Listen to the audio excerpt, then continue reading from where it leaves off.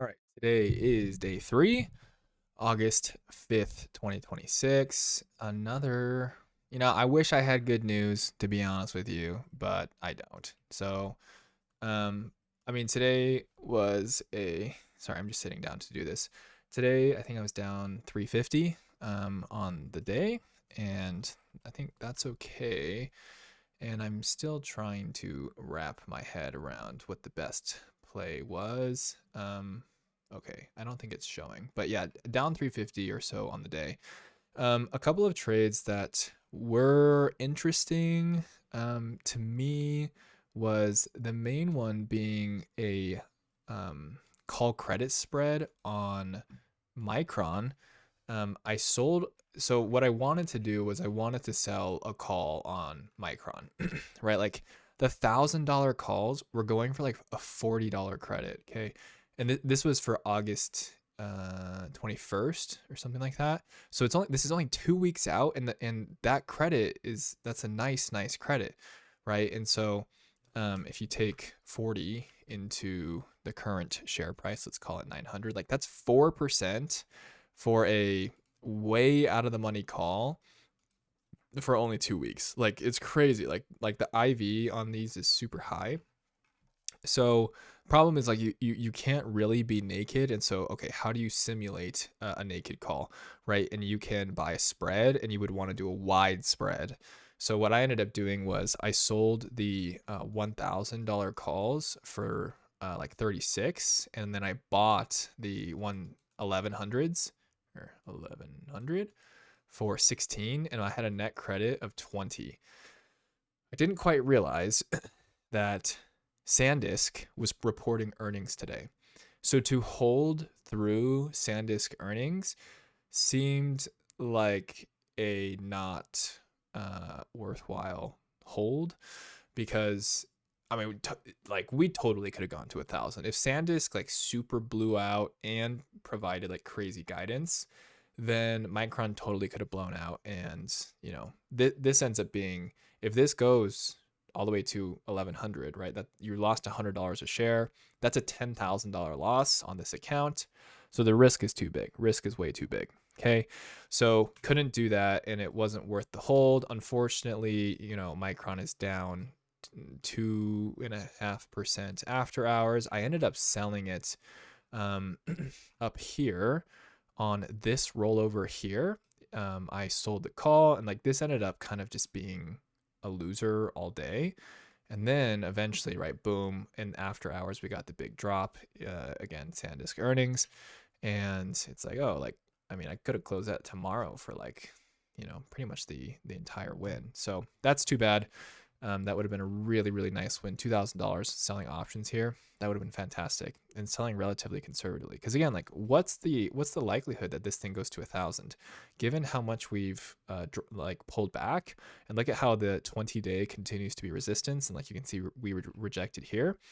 Like I think that's, I don't know, seems worth it to me. So good trade there, right idea. Bad timing with the macro, or just with SanDisk earnings. So that would be something to watch for in the future, is going to be, if we come back down here, I think it'll be worthwhile to sell puts. Lance has talked a lot about selling volatility, as if you really think about it, like we haven't gone anywhere since July 7th. Like in the last month, like you could have sold a straddle a month ago, and like, we're exactly the same price as we were a month ago. So selling vol, and I said that, and I've been saying this the last month or so, selling vol right now seems to be quite the good move. An unfortunate one here is Microsoft. I did take, so a couple of things here. I did take Microsoft short this morning, off of the VWAP retest. Now I gotta find where this is over here. So if you look here on the 2-minute chart, let's actually jump over to this split chart, because I actually have VWAP on here. Sorry. It would have been here. Okay, so if you look on the daily chart on the left, Microsoft major gap up post earnings. We've run 25% in a week on Microsoft. So I just this needs to roll over at some point. I mean, it doesn't need to do anything, but I will be watching for the break of lows tomorrow. We might even get it overnight, so we shall see.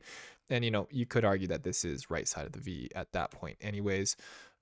But I mean, it was a good trade, right? Good trade and a good flag from a friend of mine that sent this to me, who's not even a day trader. But anyways, this immediately fails off the open, and so this is a really nice drive here, lower.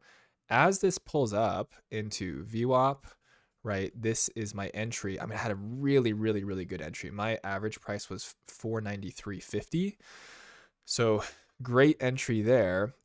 What happened? My problem was I tried to add, which, I think there's a time and a place to do it. I added here and I ended up getting stopped out on this wick right here. And I just put my stop loss at break even. So, I stopped out here and like I probably would have gotten stopped out there. I would have gotten spooked out of my position there. When in reality, I think the answer is to just hold off of this. And if you're going to go short shares, then, you got to be really careful about holding overnight exposure, which is scary. So to do that, you can buy a call. And I was talking to one of my options mentors today, and she had a really, really great idea that I really would like to try and implement, which is to just buy a cheap call expiring this Friday. So, this position from 493, it goes in the money by end of day. And if you look at the chart, right, like, do you want to stay short overnight? Do you want to keep overnight exposure on like this kind of week of a day? And I would say yes. Like I think the big picture here, I would love to stay short given how good my entry was. We closed weak on the day, right? We basically closed at lows and we didn't really bounce whatsoever. So holding overnight exposure, even just for like through Friday, like, it's not out of the question that we're down here at 460. I mean, it'd be a big move to come all the way down here, but to be, another 20 or 30 points lower over the next 2 days totally makes sense. And the I think the 495 calls for this Friday, so 2 days, was like $2.50, right? So if I'm going to make an additional, 46 to 460, let's call it $25 to pay, $250 so I can sleep well at night, and we don't have the risk of like, oh, like we're gapping up, software is breaking out. If you go look at like IGV, software has been really quite moving. So that is something I have a really, really, really hard time holding my trades.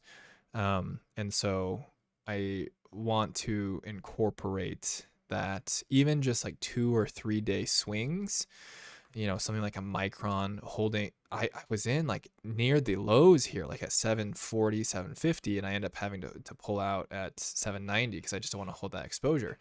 And same thing here. I absolutely nailed this entry. Absolutely nailed this entry on Micron at 460 on the initial breakout. And I held it to like I don't even think I got past 500. So that would have been like the freaking trade of the year, if I could hold. So that was the main thing. The other thing that I did go for today as well, that I will continue to look for tomorrow, is short Palantir. This chart just sucks. Like, this chart is so incredibly choppy that even like your 20 SMA does not do anything as far as a trend to hold. And so every breakdown like doesn't really get any follow through.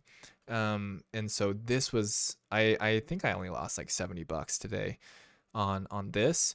However, I did end up, because of the overextension, I did end up buying puts for this Friday, because I'm like, okay, I really think this is going to pull back. We're already pulling back like even more in the overnight session, and you can see here, like we try to pop the overnight highs, which and yesterday's highs here at 164, and we immediately fail afterwards.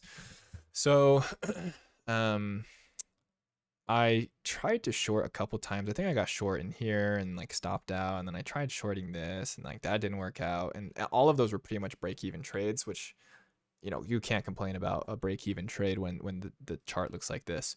So at a certain point, I decided to just get long puts. So I bought the 160 puts, 160 put for like 250, I think, and then I bought a couple of 150 puts for like 50 cents because I'm not super sure how this is going to play out. And I could see this accelerating quite quickly. So directionally, I feel like I'm quite good, but the timing can be off. So I'm hoping that using options can help with that. And let's see, you can see here. Oh yeah. Yeah, the 150 puts. I did buy a put on Microsoft as well for 214. Then I bought a put for Palantir at 160 for 330. Okay. So those are my positions for now. And I think incorporating, I have quite a good understanding of options. So I think using them more to my advantage is important. So I still have short exposure, just my risk is limited and I get to hold through the overnight session. Okay. So nothing so eventful today. I had a lot of personal things to attend to as well. So I think that's actually a good thing, being willing to pull back and not force any kind of trade because you feel like you have to make money. So day 3 wrapped it up. So day 1, I think plus 600, day 2 minus 1200, and then today minus 350. So let's call it down 1000 on the week. Not a great week, but I think the market just isn't totally showing its hand where it wants to go. If I go look at the Qs real quick, just big picture analysis here, like this is rejecting off here. I still like kind of prefer the short side here. Again, maybe just selling options is going to be the better move versus actually getting short equity. Due to headline risk, like oil could come down at any moment. There's supposed to be some kind of announcement tomorrow, maybe, who knows? So I think short options here. Maybe I need to look into that a little bit more. Okay, that's gonna be it for me today. Gonna give myself a C plus, B minus. Give myself a B minus for the day. And yeah. C plus. Could have executed better. Okay, that's it for me. Bye-bye.